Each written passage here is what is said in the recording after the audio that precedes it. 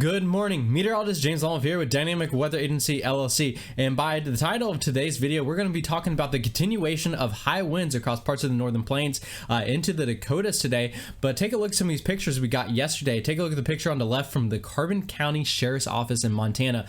A lot of high profile vehicles traveling across Montana, including semis, were tipped over yesterday. And take a look at the picture on the right. This is from an unknown source, but take a look at some of the tree damage across the area due to some of those very strong winds. As we take a look at some of the wind reports that we saw yesterday, wind gusts anywhere from 60 to even close to 80 miles an hour in some locations, and I guarantee you those weren't even the highest gusts as we take a look at some of the higher gusts here in a little bit when I filter out some of those reports. But as you can see right there, we do have a report of a wildfire, and I do want to talk about this report of this wildfire in Wyoming and Montana.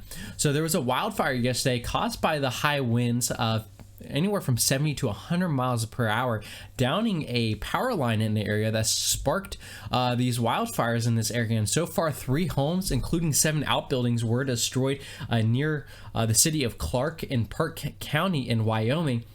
And unfortunately, this did lead to one fatality due to the quick spreading of this fire. So that was the unfortunate part about this event.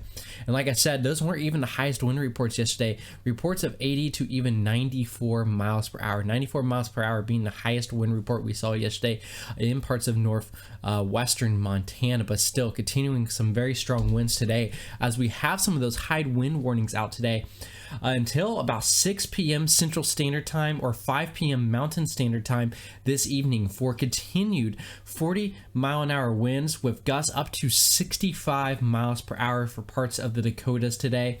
And those gusty winds are going to still blow around some unsecure objects, cause more tree damage, and may result into power outages again with some downed power lines across the area, along with those difficult travel conditions for those high-profile vehicles. Those wind advisories in effect too. Those wind advisories are also expected to expire around the same time, 6 p.m. Central Standard Time, 5 p.m. Mountain Standard Time this evening for those 25 to 40 mile an hour winds with gusts up to 50 miles per hour, again causing those possible unsecure objects and difficult travel conditions along with power outages across the area. Taking a look at the current wind gusts across the area, we're still seeing some strong winds. As you can see, Minot around 53 miles an hour. Devil's Lake, we're sitting at 47.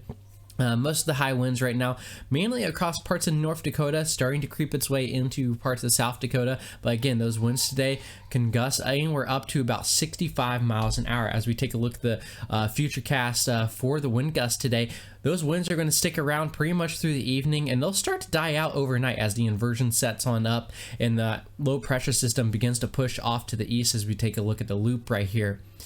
Taking a look at the maximum wind gust forecast for today, well, National Weather Service are keeping those 50 to 60 mile an hour wind gusts across parts of the Dakotas and into parts of northeastern Montana today. Again, it's going to be rather gusty, leading to those difficult travel conditions for those high profile vehicles.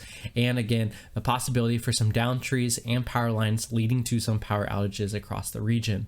So why are we seeing these very strong winds across parts of the northern plains and the Dakotas today? Well, the other day we did see an area of low pressure develop on the lee side of the northern Rockies. This was due to upper level support by upper level divergence along with a short wave moving through the area that promoted cyclogenesis at the surface. We continued to see this area of low pressure continue to deepen, increasing the pressure gradient force with a tightening pressure gradient on the western side of this area of low pressure. As you can see across parts of the northern plains and Dakotas, in this red region highlighted by this red oval right here, we have a tight pressure gradient. And what we're talking about is these black lines right here are what we call isobars. Those are lines of equal pressure. And we can see we have a very sharp change in pressure over a relatively short distance, and that's causing those gusty winds across the area. Not only that, we also have a very strong contour gradient aloft, indicated by the strong winds here. Taking a look at 850 millibars, we have 50 to 55 knots winds by our strong low-level jet moving on through the area. And you see our winds within this yellow oval right here are in phase. What I'm meaning by that is the winds are coming from the same direction, indicating we have zonal flow. Relatively weak radiation inversion here at the surface, so those strong upper level winds are able to mix their way down to the surface, those 50 to 55 knot winds, causing some of those 60 to 65 mile an hour wind gusts across parts of the northern plains and the Dakotas today. Thank you guys for checking out today's video. I do encourage you guys to hit that like button down below and subscribe to our channel if you haven't already. It does help out that YouTube algorithm, allowing more people to find my videos and me doing my part as a Weather Ready Nation ambassador and helping promote a weather ready nation. Not only that, head on down to that description section. You can find the links to our social media where I do encourage you guys to give us a follow, and be sure to also send us your weather related photos and videos. I love to share those in future upcoming videos, along with sharing those on my social media pages for other people to see. Last but not least, head on over to dynamicweatheragency.com where you can find more weather related content and information, along with a blog post about the high winds across parts of the Northern Plains and the Dakotas.